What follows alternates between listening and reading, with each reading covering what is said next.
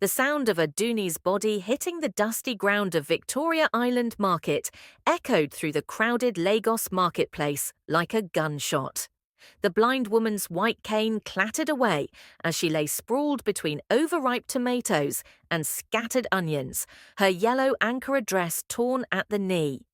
"Get up, you useless woman!" Kemi's husband Segun bellowed, his voice cutting through the shocked silence of onlookers. "I said move faster.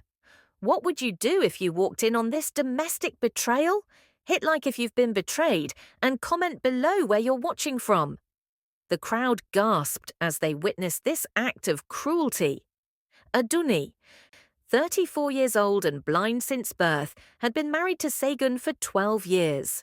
She slowly pushed herself up, feeling for her cane with trembling hands. Blood trickled from a small cut on her palm where broken glass had pierced her skin. "Please, Segun," she whispered, her voice barely audible above the market noise. "I was trying to keep up." But Segun wasn't listening. His attention had already shifted to the young woman standing beside a fruit stall 20 feet away. Bisola, barely 22, with curves that defied gravity and skin like polished ebony, smiled at him with lips painted burgundy red. She wore a tight-fitting dress that left little to the imagination, completely ignoring the scene of domestic violence playing out before her. Segun straightened his agbada shirt and walked toward his mistress, leaving his blind wife to gather her scattered dignity from the marketplace floor. The crowd began to murmur in Yoruba, their voices a mixture of sympathy for Adunni and disgust for Segun's behavior. "Oga Segun," called out Mama Folake, an elderly market woman who had known Adunni for years. "Your wife needs help." "Mind your business, old woman," Segun snapped without turning around. He reached Bisola and immediately began whispering sweet words in her ear, his hands roaming freely over her body as if his wife didn't exist. Adunni stood slowly, using her cane to navigate around the scattered vegetables. Her heightened senses picked up every sound, every whisper, every cruel laugh. She heard Bisola's giggles, smelled her expensive perfume mixing with the scent of rotting fruit, and felt the weight of 100 pitying stares. "Auntie Adunni, come here," Mama Folik said gently, guiding her to a wooden stool beside her tomato stand. "Let me clean that cut for you." As the older woman tended to her wounds, Adunni's mind began to work. She had suspected Segun's infidelity for months, the late nights, the expensive perfume on his clothes, the way he touched her like she was contaminated. But this public humiliation was the final straw. "Mama Folake," she said quietly, "do you see them together?" "Yes, my child, I see everything." Adunni nodded, a plan already forming in her brilliant mind. People had always underestimated her because of her blindness, but she had graduated top of her class from the University of Lagos with a degree in accounting.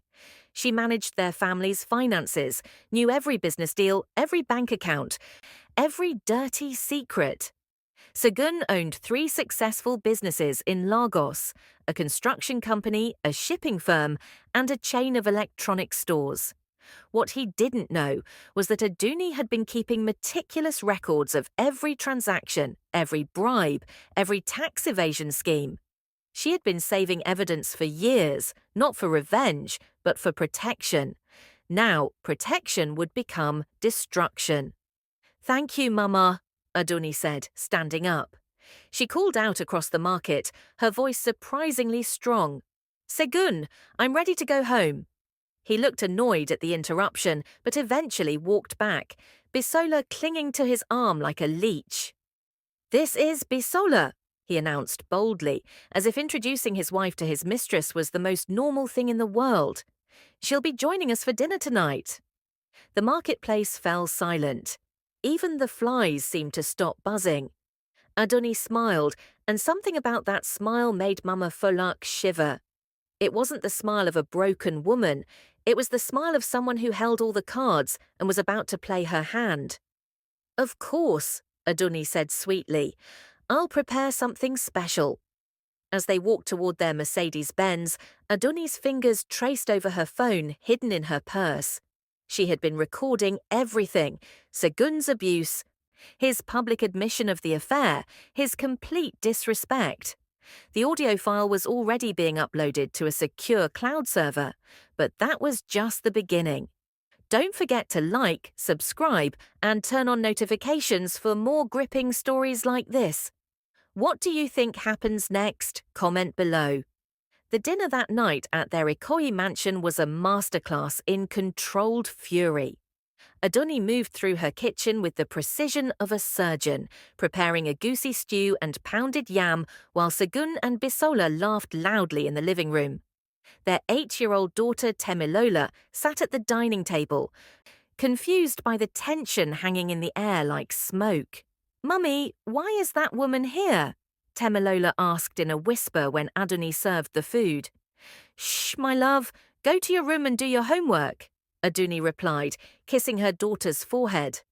Segun barely acknowledged his daughter as she left. He was too busy feeding Bisola spoonfuls of stew, his wedding ring glinting mockingly in the dining room light. Bisola giggled at everything he said, playing with her long weave and adjusting her low-cut top every few minutes. "This food is so good, baby," Bisola cooed, deliberately speaking loud enough for Adunni to hear. "Much better than that restaurant you took me to last week in Victoria Island." Adunni's hand tightened around her water glass, but her face remained serene. She had trained herself to hide her emotions years ago, a skill that was now serving her well. "I'm so glad you like it," Adunni said, her voice honey-sweet. "Segun, darling, can you pass me my phone? I want to call your mother and tell her about our lovely dinner guest." Segun's fork clattered to his plate. "That's not necessary." "Oh, but I insist.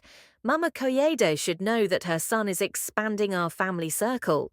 The threat was subtle but unmistakable. Segun's mother was a devout Christian who had already expressed concerns about her son's behavior. A call from Adunni would result in a very uncomfortable conversation for him later. "Finish your food," Segun muttered, his romantic mood souring. After dinner, Bisola excused herself to use the bathroom, her heels clicking against the marble floors.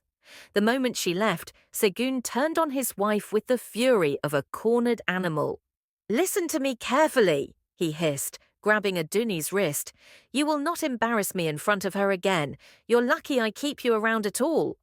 Adunni didn't flinch. Instead, she leaned closer and spoke in a voice so quiet only he could hear. "I know about the Lagos state contract you bribed Commissioner Adebayo to win. I know about the N50 million you moved to the Cayman Islands account. I know about the workers' compensation money you stole from the construction accident. Should I continue?" Segun's grip loosened, his face paling. "You don't know what you're talking about. Try me." The sound of clicking heels announced Bisola's return. She had reapplied her lipstick and sprayed more perfume, filling the room with its cloying scent. "Baby, I should go," she said, wrapping her arms around Segun from behind. "But I'll see you tomorrow, right? You promised to take me shopping at the Palms." "Of course," Segun said, though his voice lacked its earlier enthusiasm. "Let me walk you to your car." After they left, Adunni cleared the table with mechanical precision. Each plate that clinked against the others sounded like a small bell tolling. She was counting down to something, and every sound marked time passing. Her phone buzzed with a text message. She held it close to her ear as the phone's accessibility software read it aloud. "Evidence received and verified. Ready to proceed when you give the signal. Samuel." Samuel Okafor was her former classmate from university, now a successful investigative journalist with Channels Television. He had been quietly helping her gather evidence against Segun for months, initially believing she wanted protection from domestic abuse. He had no idea she was planning something much bigger. Adunni smiled as she loaded the dishwasher. Tomorrow was Friday, which meant Segun would be at his Lagos Island office meeting with potential investors for his new shopping mall project. It was also the day Bisola expected him to take her shopping. It was going to be a very interesting day. Upstairs, she heard Temilola practicing piano, a haunting melody that seemed to echo the storm brewing in her mother's heart. Adunni climbed the stairs to tuck her daughter into bed, kissing her forehead and whispering promises that everything would be better soon. Later that night, as Segun snored beside her, Adunni lay awake making final preparations. Her fingers moved across her phone's screen with practiced ease, sending encrypted messages and transferring files. The darkness that had always been her world was about to become Segun's reality. At 2 a.m., she received a final text message that made her heart race with anticipation. Package delivered to all major news outlets. Story goes live at 8 a.m. sharp. Don't forget to like, subscribe, and turn on notifications for more gripping stories like this. What happens when the news breaks? Comment below. The first call came at 7:47 a.m. while Segun was in the shower. Adunni answered his phone, her voice perfectly calm, as the frantic voice of his business partner Joseph echoed through the speaker. Segun, where are you? The news trucks are outside the office. They're saying things about government contracts and missing money. He's in the shower, Adunni replied sweetly. Can I take a message? Adunni, this is serious. Tell him to turn on Channels TV right now. She hung up and calmly continued preparing breakfast, the smell of fried plantains filling the kitchen. The phone rang again immediately, then again. By the time Segun emerged from the bathroom, it had rung 12 times. Why didn't you answer my phone? He demanded, wrapping a towel around his waist. I did. Joseph called. He seemed upset about something on the news. Segun's blood ran cold. He grabbed the remote and switched on the television just as the morning news began. The lead anchor, a serious-looking woman in a blue blazer, stared directly into the camera. Good morning.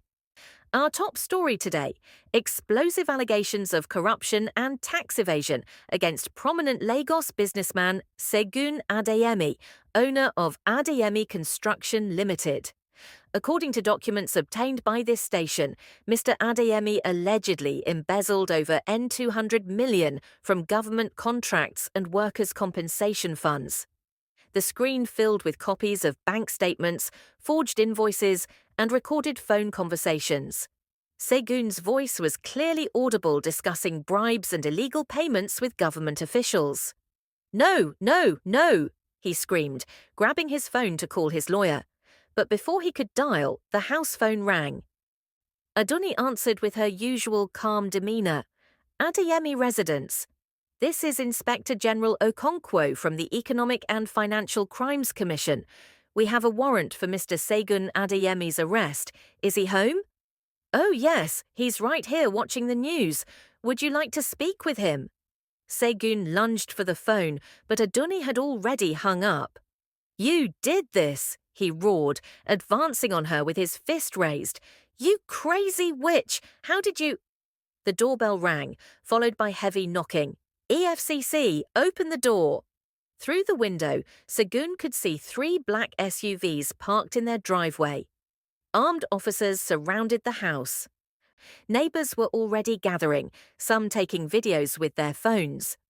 Daddy, what's happening? Temilola appeared at the top of the stairs, her school uniform half-buttoned. Go to your room, baby, Adunni said gently. Daddy has some visitors. The knocking became pounding. Mr. Adeyemi, we know you're in there. Segun looked around wildly, still in his towel, sweat beading on his forehead despite the air conditioning. His empire was crumbling in real time, and he could hear the vultures circling. His phone buzzed with a text from Bisola. Baby, I'm seeing crazy things on social media. Are you okay? I'm scared to come over. Even his mistress was abandoning him. You have 30 seconds to open this door before we break it down. Segun grabbed Adunni's shoulders, shaking her violently. Fix this. Call them back and tell them it was all lies. Adunni's smile was serene, almost angelic. Why would I lie, my dear husband? Everything they have is true. You stole from the government. You cheated your workers out of their compensation. You evaded taxes for years. And most importantly, her voice dropped to a whisper, you kicked your blind wife in the marketplace. The front door exploded inward as EFCC officers stormed into the house. Segun Adeyemi, you're under arrest for corruption, embezzlement, and tax evasion. As they handcuffed him still in his towel, Segun screamed at his wife. I'll destroy you for this. You're nothing without me. Nothing. Adunni tilted her head thoughtfully. Funny you should mention that. I've been meaning to tell you I've filed for divorce. My lawyer will be in touch. The last thing Segun saw as they dragged him away was his blind wife standing in their marble foyer, smiling like the Mona Lisa, while his daughter watched from upstairs, and his neighbors recorded everything on their phones. Within an hour, the video of his arrest was trending on Twitter with the hashtag #MarketplaceKarma. But Adunni's revenge was just getting started. The Lagos High Court was buzzing with reporters and curious onlookers as Adunni arrived for Segun's bail hearing 3 days later. She wore a simple black dress and her signature white cane, but there was something different about her posture. She walked like a woman who had found her power. Mama Folake from the market sat in the gallery, having travelled from Victoria Island to support her. The older woman had become something of a local celebrity after videos of the marketplace incident went viral, with people calling her a hero for helping Adunni. All rise for the Honourable Justice Adenike Ogundipe, the court clerk announced. Justice Ogundipe was known for her no-nonsense approach to corruption cases. She had sent 3 governors to prison in the past year alone. Segun's expensive lawyer, Barrister Williams, stood confidently beside his client, who looked haggard in his orange prison uniform. He had lost weight in just 3 days, and his usually perfect appearance was dishevelled. Your Honour, Barrister Williams began, my client is a respected businessman who has been framed by his vengeful wife. The evidence was clearly fabricated. Objection, Your Honour, interrupted Adunni's lawyer, a sharp young woman named Folasade Ogundimu. The evidence includes the defendant's own voice on recorded calls, authenticated bank records, and witness testimony from government officials who are cooperating with the EFCC. Justice Ogundipe reviewed the files before her. Mr. Adeyemi, the evidence against you is substantial. Bail is denied pending trial. Segun jumped to his feet. This is ridiculous. My wife is blind. How could she possibly have gathered this evidence? Sit down, Justice Ogundipe commanded. Your wife's disability has no bearing on her intelligence or her right to seek justice. As court officers prepared to escort Segun back to prison, he caught sight of Adunni sitting calmly in the front row. Their eyes met, or rather, his eyes met the space where hers were focused, and he mouthed the words, I'll kill you. Several people in the courtroom witnessed the threat, including Mama Folake, who immediately stood up. Your Honour, did you hear what this man just said to his wife? Justice Ogundipe frowned. Mr. Adeyemi, did you just threaten your wife in my courtroom? No, Your Honour, I was just... Bailiff, add witness intimidation to his charges, and put him in solitary confinement for his own protection and everyone else's. Outside the courthouse, reporters swarmed around Adunni, but she moved through them with grace, her lawyer guiding her to a waiting car. Mrs. Adeyemi, how does it feel to see your husband behind bars? Shouted one reporter. I have no comment except to say that justice must be served for all victims of financial crime, she replied diplomatically, but her next stop revealed her true feelings about justice. The car pulled up in front of Bisola's apartment building in Lekki Phase 1. Adunni stepped out, straightened her dress and walked to the security gate. Good afternoon. I'm here to see Bisola Adebayo in apartment 4B. The security guard looked confused. Madame, are you sure you have the right address? Oh yes, I'm quite sure. I'm her boyfriend's wife. 20 minutes later, Adunni sat across from Bisola in the girls' small living room. The apartment was clearly beyond what a 22-year-old without a job could afford. The furniture was expensive, the decorations tasteful, and there were shopping bags from high-end stores scattered around. Bisola had been crying. Her makeup was smudged, and she kept wringing her hands. "I didn't know he was married when we started dating," she lied. "I swear I didn't know." Adunni's enhanced hearing picked up the tremor in her voice, the way she kept shifting in her chair, the rapid breathing that indicated deception. "Bisola, let's not insult each other's intelligence. You were at my house for dinner 3 days ago." Okay, but I love him. And he loves me. He said he was going to divorce you and marry me." Adunni laughed, a sound like silver bells mixed with broken glass. "My dear child, do you know how many women Segun has told that lie to? You're not special, you're convenient." "That's not true. Before you, there was Kemi, the banker.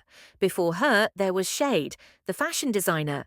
Before her, there was Ronke, the politician's daughter. Should I continue?" Bisola's face went pale. "You're lying." Adunni reached into her purse and pulled out a folder. "Audio recordings, hotel receipts, bank transfers. Segun has been cheating on me for 8 years, and you're just the latest in a very long line." The young woman began crying harder. "But he said, he promised." "What did he promise you? Marriage? Children? A house in Banana Island?" He bought this apartment for me. He said after the divorce, we'd move to London together." Adunni tilted her head. "This apartment is rented in your name, but the payments come from a shell company that no longer exists. As of yesterday, when all his accounts were frozen, you're 3 months behind on rent. The landlord will evict you by Friday." Bisola's crying stopped abruptly. "What? The car he bought you? Leased through his company. It's being repossessed tomorrow. The credit cards he gave you? Cancelled. The monthly allowance? There's no more money, dear." The girl sat in stunned silence as the reality of her situation sank in. "However," Adunni continued, "I have a proposition for you." Bisola's eyes widened as she stared at the blind woman who had just shattered her entire world with a few sentences. The apartment suddenly felt smaller, cheaper, more temporary. What kind of proposition?" she asked, her voice barely a whisper. Adunni folded her hands in her lap, the picture of composure. "I need you to testify against Segun in court. Tell them about the money he spent on you, the gifts, the trips. Help the prosecutors trace where he hid the stolen government funds." "But I love him." "No, child. You love what he bought you." "There's a difference." Bisola looked around her apartment, at the expensive furniture that would soon be repossessed, at the designer clothes that would be meaningless without anywhere to wear them, at the life that was crumbling around her. "If I testify against him, he'll hate me forever." "He already hates you," Adunni said matter-of-factly. "Do you think a man facing 20 years in prison for corruption is still planning romantic dinners? You're a liability now, a witness to his crimes. If he could make you disappear, he would." The truth hit Bisola like a physical blow. She had been so intoxicated by the luxury, the attention, the feeling of being special, that she hadn't considered what would happen when it all fell apart. "What do I get if I help you?" Adunni smiled. "Immunity from prosecution as an accomplice, a fresh start, and enough money to finish your education properly. I know you dropped out of university to be with Segun." "How much money?" "5 million, enough to get your degree and start a real life." Bisola was quiet for a long moment, staring at her manicured nails that Segun had paid for just last week. He really said the same things to other women. Word for word. "You're the most beautiful woman I've ever seen. My wife doesn't understand me. We'll move to London after the divorce." It's like a script he memorized. The young woman's face hardened. "That bastard? Indeed. So do we have a deal?" Before Bisola could answer, her phone rang. Segun's name flashed on the screen, calling from prison. Both women looked at the phone, then at each other. "Answer it," Adunni said. "Put it on speaker." Bisola's hand trembled as she accepted the call. "Baby, thank God you answered. I've been trying to reach you for hours." His voice sounded desperate, completely different from the confident man who had kicked his wife in the marketplace just a week ago. "Hi, Segun," Bisola said quietly. "Listen to me carefully. I need you to go to my safe deposit box at First Bank Marina. The key is hidden behind the bathroom mirror in your apartment. Take out everything inside and keep it safe for me." Adunni's eyebrows rose. She hadn't known about this safe deposit box. "What's in it?" Bisola asked. "Cash, documents, some jewelry, about N50 million worth. Keep it hidden until I get out, then we'll disappear together, I promise." Bisola looked at Adunni, who was nodding encouragingly. "Okay, baby, I'll do it today." "Good girl." "And Bisola? If anyone asks you questions about our relationship, you don't know anything about my business dealings. You're just a girlfriend who went shopping and had dinner sometimes. Can you remember that?" "Of course. I love you, baby. This will all be over soon, and then it'll be just you and me." After he hung up, the apartment was silent except for the humming of the air conditioner. "Well," Adunni said, "that was illuminating. He wants me to help him hide evidence." "Yes, which makes you an accessory after the fact, unless of course you were working undercover to help law enforcement recover stolen assets." Bisola stared at her phone, still warm from Segun's voice full of lies and desperation. "N5 million, you said? Plus immunity from prosecution. And you'll make sure I'm protected. He has dangerous friends." "My dear, after what I've done to him in 1 week, do you really think I can't handle his friends?" Bisola thought about this for a moment. Then she thought about her uncertain future, her frozen credit cards, her impending eviction. "Okay," she said finally, "I'll do it, but I want the money up front. Half now, half after you testify." They shook hands, two women who had been destroyed by the same man, now united in bringing him down. "There's just one more thing," Adunni said as she stood to leave. "What?" "When you retrieve those items from the safe deposit box tomorrow, you won't be alone. The EFCC will be watching. So will several reporters. And so will Segun's mother, who still doesn't know about your existence." Bisola's eyes widened. "You're going to expose me publicly." "My dear, after tomorrow there won't be anything left to expose. Your relationship with Segun will be front-page news, complete with photos and bank records. You can either be the victim who helped bring down a corrupt man, or the accomplice who went to prison with him." "You're scarier than he is," Bisola whispered. Adunni's smile was radiant. "Thank you. That might be the nicest thing anyone said to me all week." The First Bank Marina branch had never seen such drama in its 60-year history. By 10 a.m., the parking lot looked like a media circus, with news vans, EFCC vehicles, and curious onlookers creating controlled chaos. Bisola sat in her soon-to-be repossessed BMW, hands shaking as she applied lipstick in the rearview mirror. She had dressed carefully for the occasion, a conservative blue dress that made her look younger and more innocent. Her long weave pulled back into a simple ponytail. If she was going to be on television, she wanted to look like a victim, not a mistress. "You can do this," she whispered to herself, clutching the safe deposit box key that she'd found exactly where Segun had said it would be. Adunni sat in an unmarked car 50 meters away, listening to everything through a wire that Bisola was wearing. The EFCC had been thrilled to cooperate with her plan. It gave them access to evidence they never would have found otherwise. "Target is entering the building," Agent Okafor's voice crackled through Adunni's earpiece. Inside the bank, Bisola approached the customer service desk with practiced nervousness. "Good morning. I need to access safe deposit box 247. The bank manager, who had been briefed by the EFCC an hour earlier, smiled professionally. "Of course, miss. May I see some identification and the key?" As Bisola filled out the paperwork, she noticed several official-looking men in suits watching her from across the lobby. One of them was clearly filming with a small camera. "Ma'am, there seems to be some problem with this box," the bank manager said, speaking slightly louder than necessary.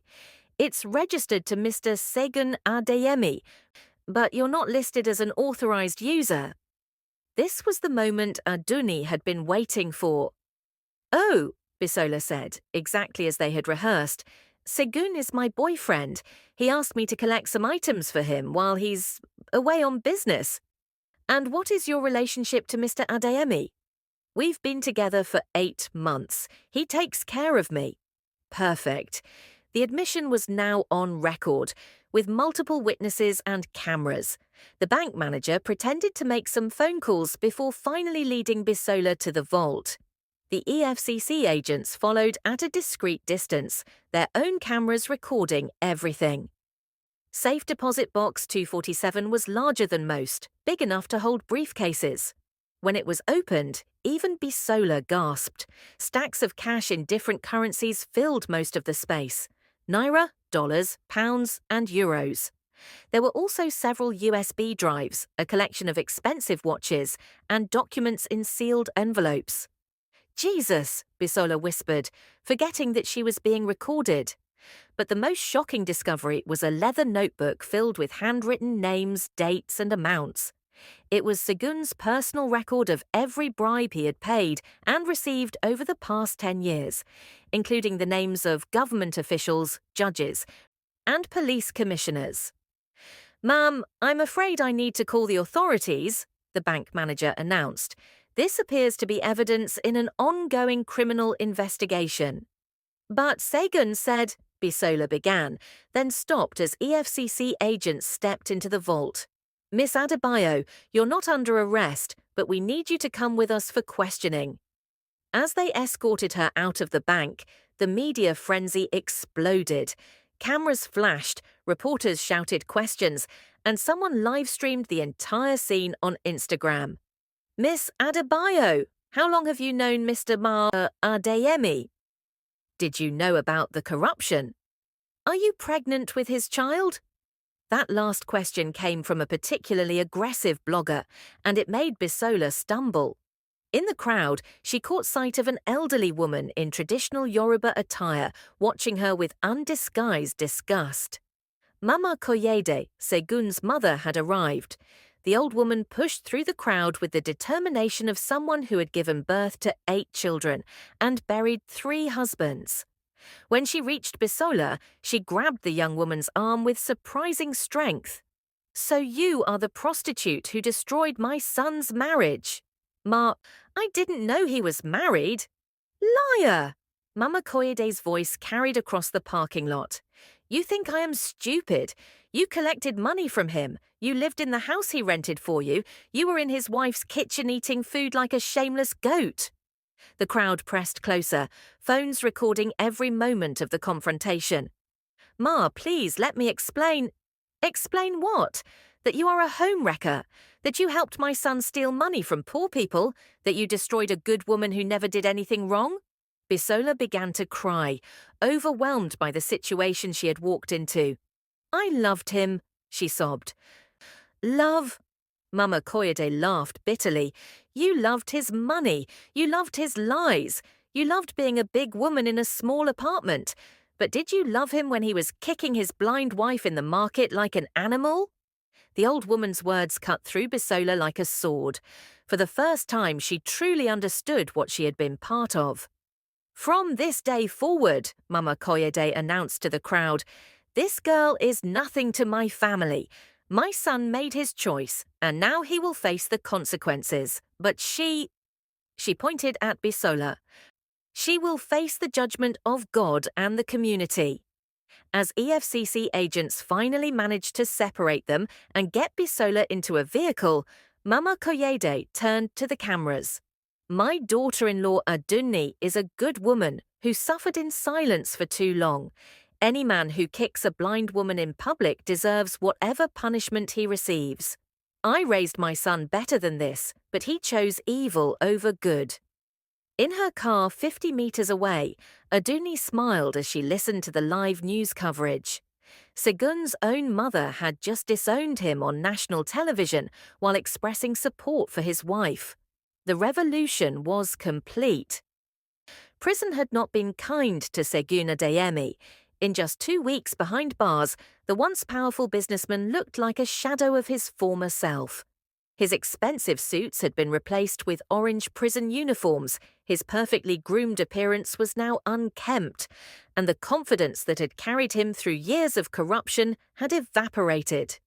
He sat across from his lawyer in the cramped visitation room, his hands shaking as he reviewed the latest legal documents.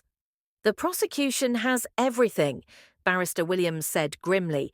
"Bank records, recorded phone calls, witness testimony, and now the contents of your safe deposit box. Your girlfriend's cooperation with the EFCC was the final nail in the coffin." "That lying bitch betrayed me," Segun spat, "after everything I did for her." "Mr. Adeyemi, your girlfriend is not your biggest problem right now. The federal government is seeking to recover N$400 million in stolen funds, plus interest and penalties. They're moving to seize all your assets, the houses, the businesses, the cars, even your wife's jewelry." Segun's face went pale. "They can't touch Adunni's things. She had nothing to do with this." "Actually, they can. Everything purchased with ill-gotten gains is subject to forfeiture. Your wife will be left with nothing unless she can prove her innocence, which will be difficult since you used joint accounts for many transactions." For the first time since his arrest, Segun felt a stab of genuine remorse. In his rage and selfishness, he had dragged Adunni down with him. "There's more," the lawyer continued. "Your construction company's workers are filing a class action lawsuit for unpaid wages and benefits. The families of the workers who died in the building collapse last year are also suing, claiming you use substandard materials to increase your profit margins." "That's not—" Segun started to protest, then stopped. It was true. He had cut corners on the construction project, and 3 workers had died when a scaffold collapsed. "And your mother has filed a petition to change her surname. She's disowning you publicly." The hits kept coming, each one more devastating than the last. Segun put his head in his hands, finally understanding the scope of his downfall. "What about my daughter? What happens to Temilola?" "Your wife has filed for full custody. Given your criminal charges and the domestic violence witnessed by dozens of people in the marketplace, it's unlikely you'll get more than supervised visitation, if that." Segun's world was collapsing, and there was nothing he could do to stop it. But his pride, even battered and broken, wouldn't let him accept responsibility. "This is all Adunni's fault," he muttered. "She set me up. She planned this whole thing." "Mr. Adeyemi, you recorded yourself taking bribes. You embezzled government money. You assaulted your wife in public. Your wife didn't make you commit these crimes." "But she could have forgiven me. A good wife would have handled this privately, not destroyed our family publicly." Barrister Williams stared at his client in disbelief. Even facing 20 years in prison, Segun still believed he was the victim. "Sir, with respect, you kicked your blind wife in a marketplace full of people. You brought your mistress to your family home for dinner. You stole money that was meant to help poor families. Your wife didn't destroy your family, you did." The words hit Segun like physical blows, but instead of accepting them, his anger grew. "I want to see her," he said suddenly. "Who?" "Adunni. I want to see my wife." "I don't think that's a good idea. Your case is scheduled for trial next month, and any contact with your wife could be seen as witness intimidation." "Set up the meeting," Segun demanded. "I have things to say to her." What Segun didn't know was that every conversation in the prison visitation room was recorded. And what he also didn't know was that Adunni had been expecting his request for weeks. She had been preparing for this confrontation since the day she first heard Bisola's laughter in the marketplace. The blind woman who had once cowered in fear was about to face her tormentor with the full power of justice behind her. The meeting was scheduled for the following Thursday. Prison officials, anticipating drama, arranged for extra security and made sure all recording equipment was functioning properly. Adunni arrived early wearing a simple white dress that made her look almost ethereal in the harsh prison lighting. She carried her white cane and moved with the quiet confidence of someone who had already won the war. When Segun was brought into the visitation room in shackles, he looked like he had aged 10 years in 2 weeks. His eyes were sunken, his face gaunt, and his hands trembled slightly as he sat down across from his wife. For a long moment, they simply looked at each other, he at her serene face, she in his general direction with her unseeing eyes. "You destroyed everything," he said finally, his voice hoarse with rage and desperation. Adunni tilted her head slightly, a gesture that had once seemed submissive but now appeared calculating. "Did I? Or did I simply stop protecting you from the consequences of your own actions? We could have worked this out privately. We could have gone to counseling, fixed our marriage. But you chose to humiliate me publicly. The way you humiliated me in the marketplace." Segun's jaw tightened. "That was different. You were being slow, holding me up. I lost my temper for a moment." "A moment?" Adunni's voice was dangerously quiet. "Segun, you've been abusing me for 8 years. The pushing, the shoving, the cruel words, the affairs. The marketplace was just the first time anyone saw it happen. I never hit you before that day. No, you just made me feel worthless. You made me believe I was lucky to have any husband at all because of my disability. You made me think I deserved to be treated badly." Her words were calm, measured, but they cut through him like razors. "I gave you everything," he exploded. "A beautiful house, expensive clothes, a comfortable life. You never wanted for anything. Except respect, except love, except basic human dignity." Segun leaned forward, his shackles clanking against the metal table. "You want to know the truth? I stopped loving you years ago. You were boring, always complaining, always needing help with simple things. Bisola made me feel alive again." Adunni smiled, and the expression was so cold it made the prison guard standing nearby shift uncomfortably. "And how is Bisola now?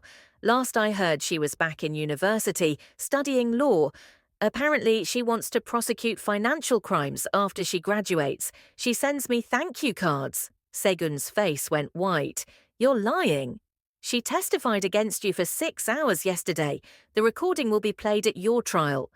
She was very detailed about your activities together.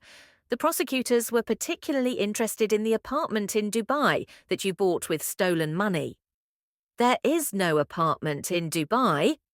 "There is now. The EFCC found the paperwork in your office safe. You were planning to flee the country with her after you divorced me, weren't you?" Segun's breathing became rapid and shallow. Every escape route was blocked, every lie exposed. "What do you want from me?" he whispered. "Nothing," Adunni replied. "I don't want your apology because it wouldn't be sincere. I don't want your money because it's all stolen. I don't want your love because it was never real. I want you to serve your time and think about the lives you've destroyed. And Temilola, you're going to poison my daughter against me." For the first time since entering the room, Adunni's composure cracked slightly. "Temilola is 8 years old, Segun. She saw you kick me in the marketplace. She saw you bring your girlfriend to our house. She heard you threaten me in court. I don't need to poison her against you. You've done that yourself." Segun began to cry then, ugly tears that made his face red and blotchy. "I'm sorry," he sobbed. "I'm so sorry for everything. Please, Adunni, help me. Talk to the prosecutors. Tell them I was under stress, that I made mistakes. We can start over." Adunni stood up slowly, her cane tapping against the floor. "Do you remember what you said to me in the marketplace, Segun? You called me a useless woman. You told me I was nothing without you." She paused at the door, turning back to face him one last time. "You were wrong. I was always something. I just forgot it for a while. Thank you for reminding me. As she walked out of the prison, Segun's screams echoed behind her. You can't do this to me. I'm your husband. I'm the father of your child. You owe me. But Adunni didn't look back. She had said everything she needed to say. The recording of their conversation would be front-page news the next day, with Segun's threats and his admission of the affairs making headlines across Nigeria. Public opinion, which had already turned against him, became completely hostile. But the most devastating revelation was yet to come. Don't forget to like, subscribe, and turn on notifications for more gripping stories like this. What do you think will happen next? Comment below. 3 days after the prison confrontation, Adunni sat in the boardroom of Adeyemi Construction Limited, surrounded by accountants, lawyers, and government officials. The irony wasn't lost on her. She was now the sole owner of the company her husband had built with stolen money. Mrs. Adeyemi, said Mr. Fashola, the EFCC's chief financial investigator, we've completed our audit of your husband's businesses. The total amount of embezzled funds is N847 million, significantly more than we initially suspected. Adunni nodded calmly, her fingers tracing the Braille documents in front of her. She had been preparing for this moment for months. However, Mr. Fashola continued, there's an unusual situation. According to these records, you've been the actual signatory on 78% of the company's legitimate contracts over the past 5 years. Your financial management has been impeccable. It's only your husband's unauthorized transactions that constitute fraud. The room fell silent as the implications sank in. What are you saying? Asked Barrister Ogundimu, Adunni's lawyer. I'm saying that Mrs. Adeyemi appears to have been running the honest part of the business, while her husband was stealing from the corrupt part. In fact, without her financial oversight, the company would have collapsed years ago. Adunni's phone buzzed with a text message.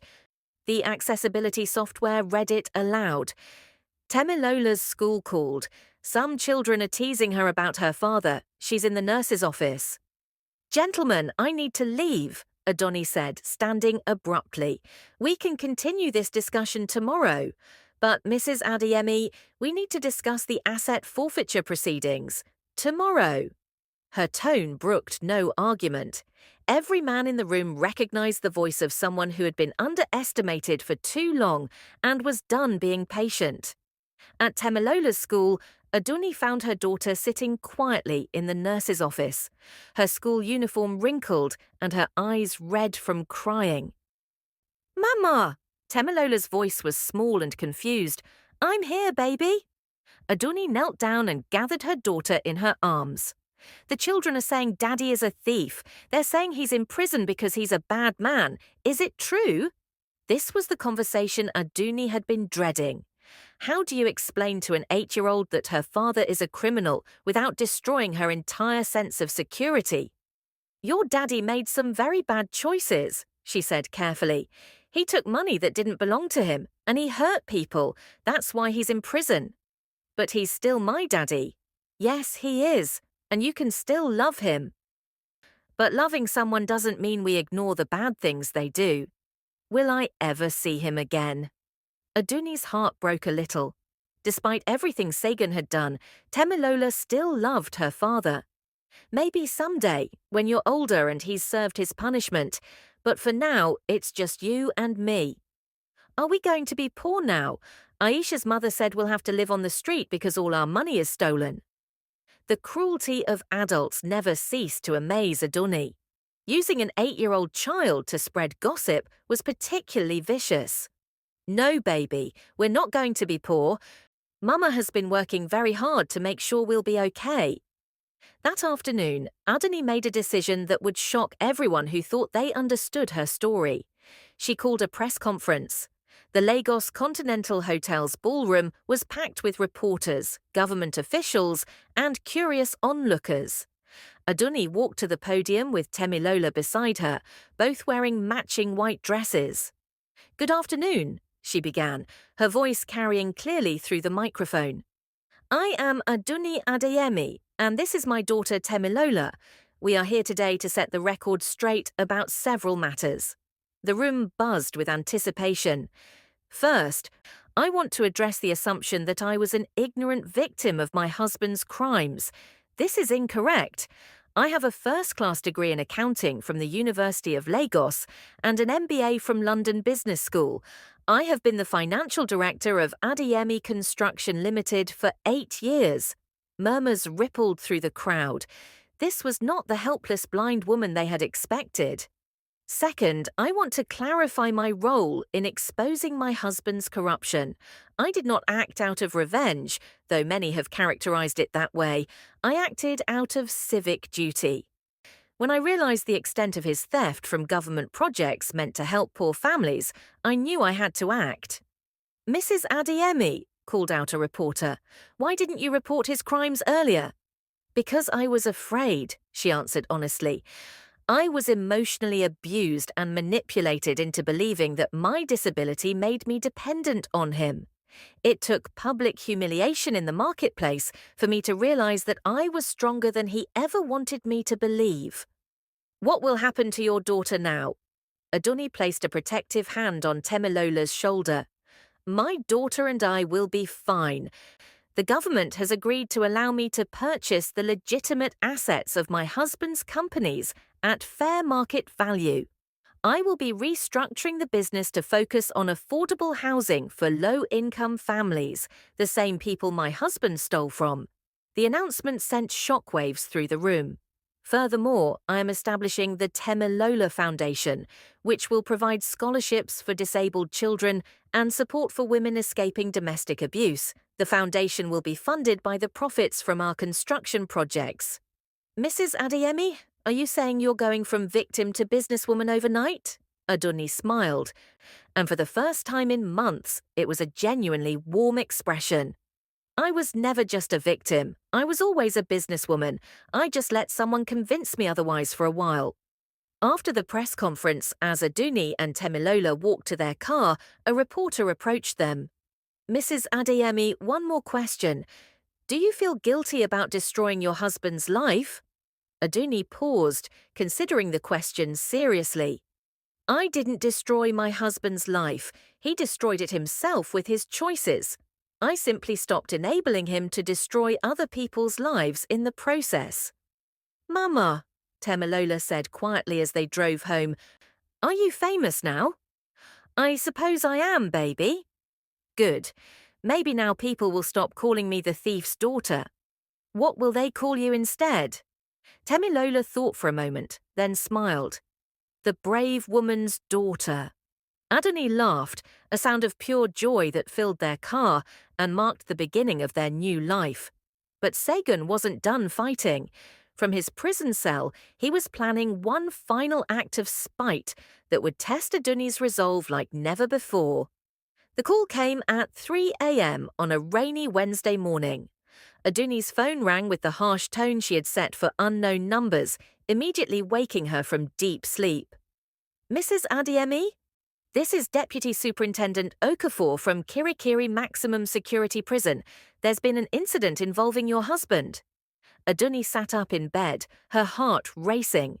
What kind of incident? He was found unconscious in his cell 2 hours ago. He's been taken to Lagos University Teaching Hospital. The doctors say it was a suicide attempt. He overdosed on smuggled pills. The words hit her like a physical blow. Despite everything Segun had done, the thought of him dying filled her with unexpected anguish. Is he? He's alive, but critical. Mum, he's been asking for you. Adunni's mind raced. This could be genuine, a broken man's final desperate act. Or it could be another manipulation, a last-ditch attempt to generate sympathy and avoid his trial. I'll be there in an hour, she said. She arranged for Mama Folek to stay with Temilola and drove through the empty Lagos streets to the hospital. The intensive care unit smelled of disinfectant and despair, filled with the steady beeping of life support machines. Segun looked terrible, pale, thin, and connected to multiple tubes and wires. But when he heard her cane tapping against the floor, his eyes opened. "Adunni," he whispered, his voice barely audible. "You came?" "I'm here," she said, settling into the chair beside his bed. "I'm sorry," he said, tears streaming down his face. "For everything. For the marketplace. For the affairs. For the stealing.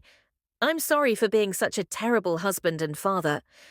For a moment, Adunni felt the familiar tug of compassion that had kept her trapped in their marriage for so long. This broken man had once been the confident student she'd fallen in love with at university.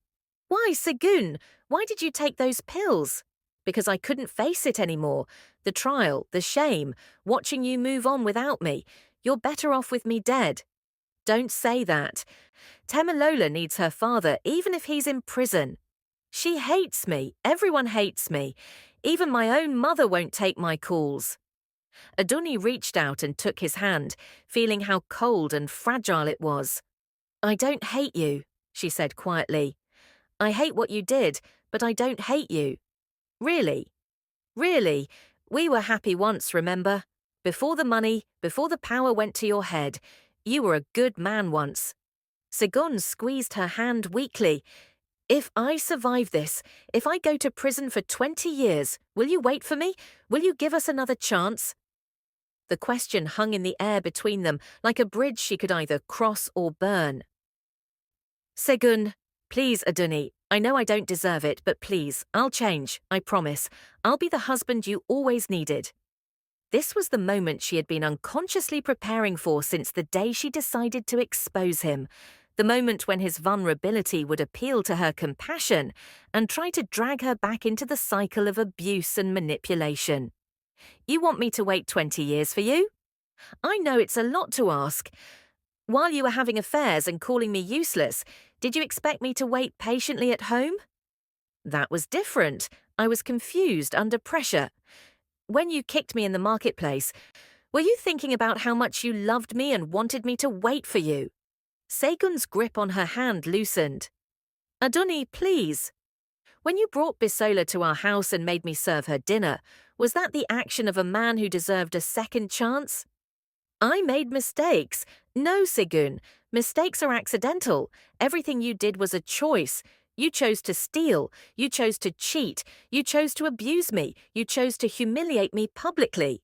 She stood up, gently pulling her hand away from his. "And now you're choosing to try to manipulate me one more time by attempting suicide and asking me to waste the best years of my life waiting for a man who never valued me." "It's not manipulation. I really tried to kill myself." "Maybe you did, but asking me to wait for you definitely is manipulation. You're still trying to control my life from a hospital bed." Segun's face twisted with rage, the mask of repentance falling away completely. "Fine, you want the truth? I hope you're happy now, Adunni. You destroyed our family, you destroyed our daughter's life, you destroyed everything we built together." "There it is," she said calmly. "The real Segun. Even after everything, you still think you're the victim." "I am the victim. You could have handled this privately, could have given me a chance to make things right. Like you gave me a chance when you were stealing money, like you gave me a chance when you were sleeping with other women, like you gave me a chance before you kicked me in the marketplace. That's different." "No, it's not. You just can't accept that there are consequences for your actions."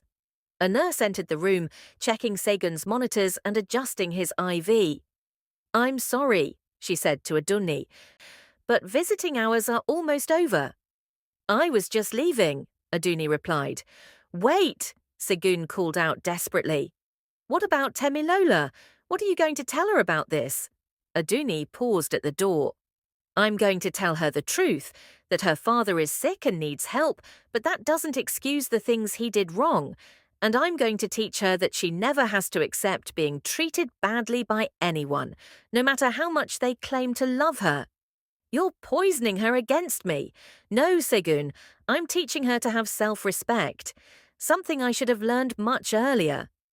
As she walked out of the hospital, Adunni felt a strange sense of closure. The man she had once loved was truly gone, replaced by someone she barely recognized. The suicide attempt wasn't a cry for help. It was a final tantrum when he realized he could no longer control her. Her phone rang as she reached her car. It was Samuel, the investigative journalist. Adunni, I just heard about Segun. Are you okay? I'm fine, Samuel. Better than fine, actually. Listen, I've been investigating his business partners. There's something you need to know about the construction contracts. Some very powerful people are nervous about what Segun might reveal during his trial. What kind of powerful people? The kind that don't like loose ends. Be careful, Adunni. You may have won the battle, but the war isn't over. The line went dead, leaving Adunni standing alone in the hospital parking lot, wondering what new dangers lay ahead. The next morning brought answers she hadn't been prepared for. The black SUV had been parked across from Temilola's school for 3 days. Adunni noticed it because she had trained herself to pay attention to sounds, patterns, and changes in her environment. The engine had a distinctive rumble, and it always arrived at 2:30 p.m., just before school dismissal. On Thursday morning, she decided to take action. "Mama Folake," she said into her phone, "I need you to pick up Temilola from school today. Don't use the main entrance. Use the back gate near the basketball court." "Is everything all right, my child?" "I'm not sure yet. Just be careful." After hanging up, Adunni made another call. "Samuel, it's me. You said powerful people were nervous. How powerful?" "Governor-level powerful, commissioner-level powerful. People who can make problems disappear." "And they see me as a problem?" "You're the key witness in a case that could bring down half of Lagos State's government. Your husband's notebook from the safe deposit box contained names that go all the way to Abuja." Adunni felt a chill run down her spine. She had focused so much on bringing down Segun that she hadn't considered the broader implications of his crimes. "What do you think they want?" "Probably to make sure you don't testify at the trial, or to ensure that certain names don't come up during testimony." "And if I refuse to cooperate?" Samuel was quiet for a moment. "Adunni, these aren't people who ask twice." That afternoon, the SUV followed her home from her meeting with the EFCC prosecutors. It maintained a discreet distance but made no effort to hide its presence. The message was clear: "We're watching you." At 6 p.m., her doorbell rang. Adunni approached cautiously, her hand on her phone, ready to call the police. "Who is it?" "Mrs. Adeyemi, my name is Commissioner Adebayo. We need to talk." The name sent ice through her veins. Commissioner Adebayo was one of the officials named in Segun's notebook, accused of taking N30 million in bribes for construction contracts. "I have nothing to say to you, Commissioner." "Please, Mrs. Adeyemi, open the door. This conversation is in both of our interests." Against her better judgment, but knowing that refusing might make things worse, Adunni unlocked the door.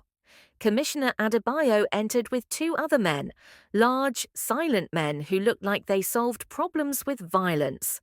"Beautiful home," the commissioner said, settling into her living room sofa without invitation.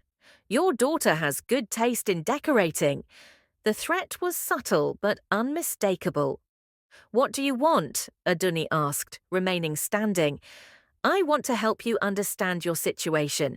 You see, your husband's trial is going to be very difficult for many people, good people who made minor mistakes in judgment." "Minor mistakes like stealing millions of naira?" "Everyone deserves a second chance, don't you think? After all, you gave your husband many second chances over the years." Adunni's blood ran cold. They had been watching her for much longer than she realized. "Here's what we're proposing," Commissioner Adebayo continued. "You testify that your husband acted alone. You don't mention any names from his notebook. You focus on his domestic abuse and his affair, very sympathetic, very personal. In return, you and your daughter remain safe and prosperous." "And if I refuse?" One of the large men shifted slightly, his jacket opening just enough to reveal a gun. "I don't think you'll refuse. You're a smart woman who loves her daughter very much. Smart mothers make smart choices. How much time do I have to consider your offer? The trial starts Monday. You have until Sunday night. After they left, Adunni sat in her living room, trembling with rage and fear. She had escaped one trap only to find herself in another, larger one. Her phone buzzed with a text from Mama Folaki. Picked up Temilola. Strange men were asking about her at the school. We're going to my sister's house in Ibadan for a few days. Don't worry about us. Relief flooded through her. Temilola was safe, at least temporarily, but now she had to make an impossible choice: testify truthfully and risk her daughter's life, or lie in court and let criminals escape justice. She was still considering her options when her phone rang again. This time, the caller made her decision easy. Adunni, it's Bisola. What do you want? I heard about the commissioner's visit. They came to see me too, made the same threats. But I thought you should know something. They're not just threatening us. What do you mean? They visited Segun in the hospital, told him if he mentions any names during the trial, they'll make sure he doesn't survive his first year in prison. They also said if you don't cooperate, they'll blame his suicide attempt on you and have you charged with driving him to it. Adunni's grip tightened on her phone. So they want to silence all of us. Yes, but here's the thing. I recorded our conversation. I've been recording everything since Segun's arrest. And I'm not the only one. What are you saying? I'm saying that Samuel isn't just an investigative journalist. He's been working with the FBI's International Corruption Task Force for 2 years. The Americans are very interested in the money trail that leads from Lagos to banks in New York and London. Adunni sat up straighter. How do you know all this? Because I've been working with them too. They approached me after the safe deposit box incident. Adunni, we're not just exposing local corruption. We're part of an international investigation that's been going on for years. So when I testify on Monday, you'll have FBI protection, witness protection if necessary, and the full support of 2 governments. Commissioner Adebayo and his friends are about to learn that they're not as powerful as they thought. For the first time in days, Adunni smiled. Bisola, I owe you an apology. I underestimated you. We all underestimated each other. That's about to change. On Monday morning, Adunni walked into the Lagos High Court flanked by FBI agents and EFCC prosecutors. The courtroom was packed with reporters, government officials, and curious citizens. Commissioner Adebayo sat in the gallery, his face pale as he realized his threats had backfired spectacularly. Mrs. Adeyemi, the prosecutor began, please tell the court about your husband's criminal activities and the government officials who facilitated them. Adunni smiled and began to speak, her voice clear and strong as she told the truth, the whole truth, and nothing but the truth. The revenge that had started with a kick in the marketplace was about to bring down an entire network of corruption, and it was just the beginning. 6 months later, Adunni stood on the construction site of her first affordable housing project, built with legitimate government contracts and honest labour. Temilola played nearby with children from the community while Mama Folake supervised the workers. Segun had been sentenced to 25 years in prison.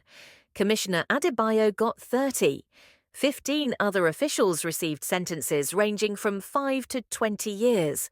Bisola had graduated from law school with honours and was now working as a prosecutor specialising in financial crimes. Mama, Temilola called out, the reporter from CNN wants to interview us about the foundation. Adunni laughed, remembering the woman who used to cower in marketplaces and submit to abuse. That woman was gone, replaced by someone stronger, wiser, and infinitely more dangerous to those who preyed on the vulnerable. Tell them we'll do the interview, she called back. But first, let's finish building these houses. People are waiting for homes. As the sun set over Lagos, Adunni reflected on the journey from victim to victor. The kick that was meant to humiliate her had instead awakened something powerful within her. Her revenge hadn't just hurt more than the kick.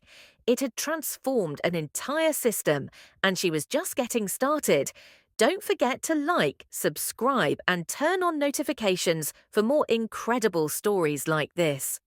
Share this with someone who loves powerful stories of redemption and justice. What did you think of Adunni's transformation? Comment below and let us know where you're watching from.